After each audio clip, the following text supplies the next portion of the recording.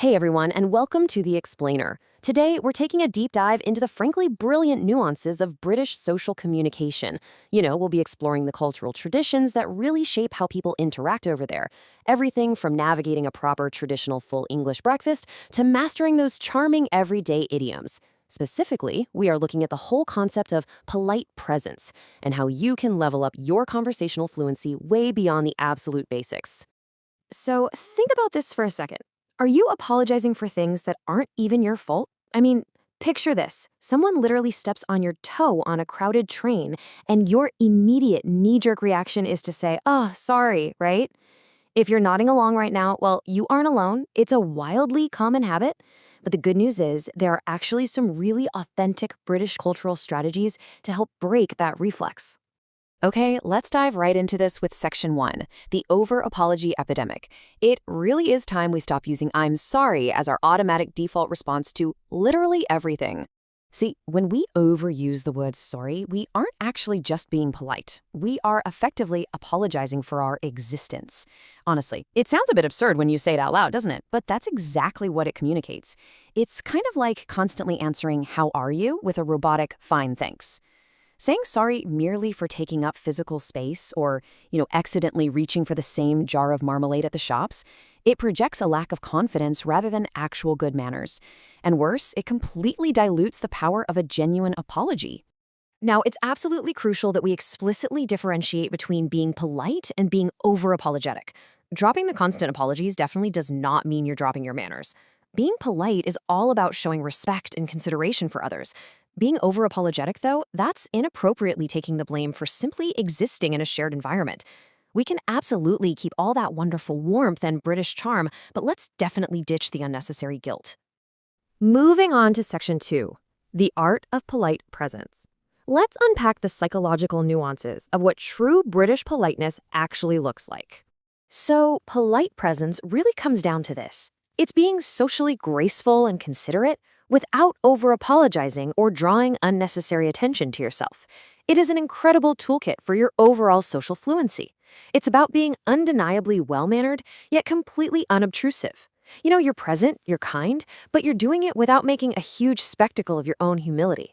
It's just a much more sophisticated, charming approach to interacting with the world around you.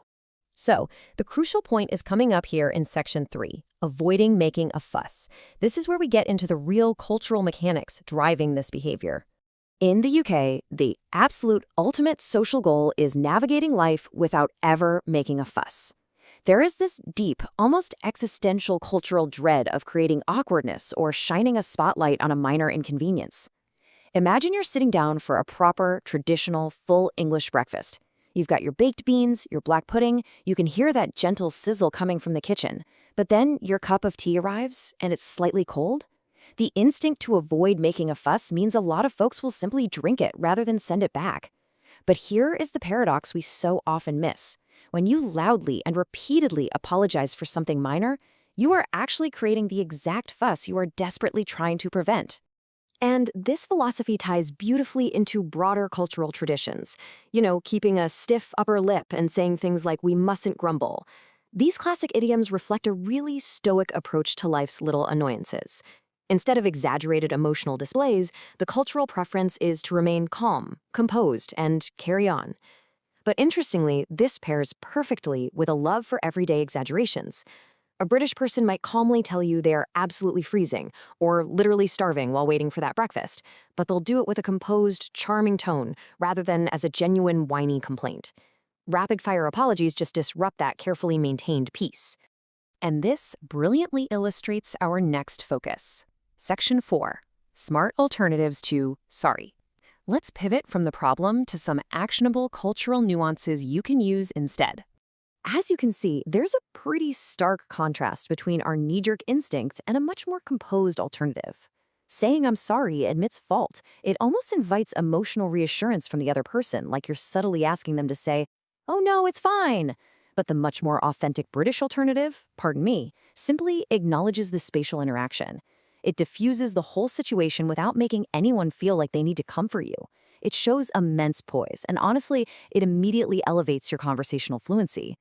So there are a few key phrases that act as perfect social tools here. Pardon me is fantastic for a minor bump or if you lightly brush past someone.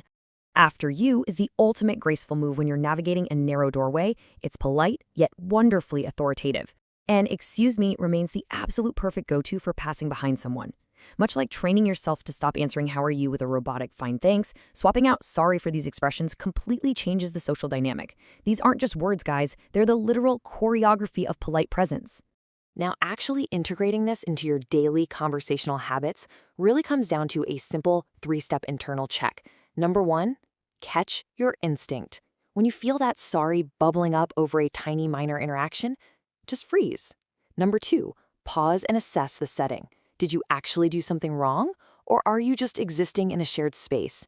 And number 3, deploy the alternative. Confidently say, pardon me, or after you. Look, it might feel a little bit unnatural the first few times you try it, but sticking with it builds absolutely incredible confidence. So, I'm leaving you with this. What will you say the next time you accidentally bump into someone? Let's stop answering the world with an apology just for being there. Embrace that stiff upper lip, absolutely refuse to make a fuss, and step right into your new, culturally fluent, polite presence. Catch you in the next explainer.